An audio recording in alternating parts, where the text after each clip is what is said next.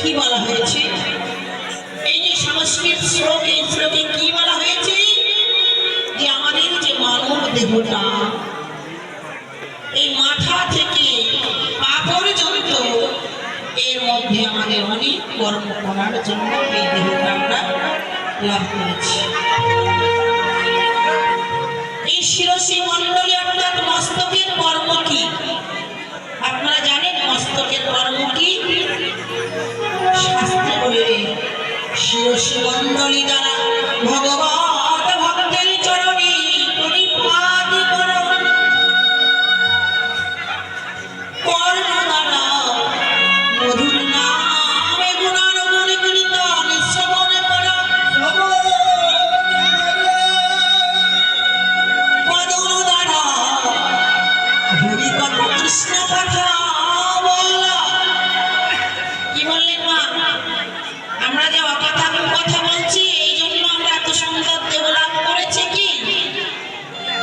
এই বদনের কর্ম হরি কথা বলা, হরি বল বলা, দিনান্তে একবার হলেও যেন তাকে স্মরণ করতে। এই কর অর্থাৎ হাতের কাছকে ভালো নাম পানি, হাত কর। এই হাত দিয়ে ভগবান ভক্তের চরণ সেবা করা, চরণ ধুলি অঙ্গে মাথায়ের কাজ, সেবা করা কাজ। চরণ দ্বারা এই যে পা আছে না, সন্ধ্যে পায়ের কি কাজ? এই চরণের কাজ হচ্ছে যেখানে হবে মহতি হরিবাস, এমন কীর্তন অঙ্গন, এমন বৈষ্ণব সেবা, এমন ভাগবত আলোচনা যেখানে হবে এই চরণ দিয়ে সেইখানে নমন করা। আর এই সাধের অঙ্গ দ্বারা এই দেহটার কাজ কি মা? এই দেহটা তো মিলিয়ে দিলাম সংসারের জন্য, নিজের জন্য কিছু বললাম না, দিলাম শুধু সংসারের জন্য। আমি যে কীর্তন শুনতে যাব, আমি যে ভগবান শুনতে যাব, এটুকু আমার জন্য সময় হয়। আমি আমার জন্য কিছু করলাম,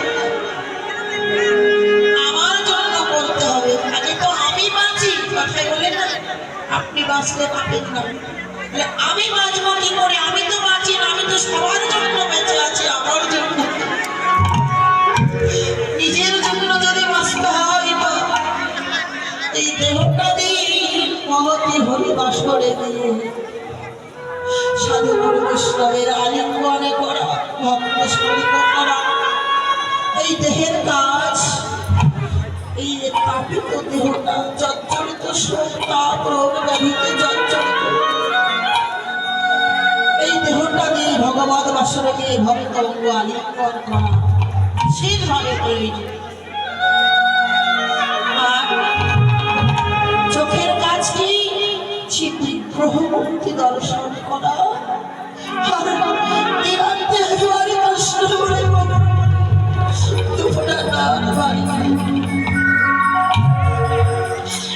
অবশেষে এই দেহ দিয়ে কীর্তনে ধুলির রজমানে ধুলি, কীর্তনে ধুলির ধুলিতে গড়াগড়ি যাওয়া।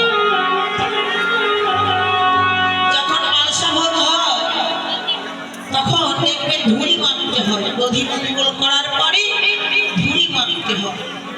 ধুলি মাপড়ে মাপড়ে এই তো ব্রজের ধুলি, ধুলি মাপতে হবে।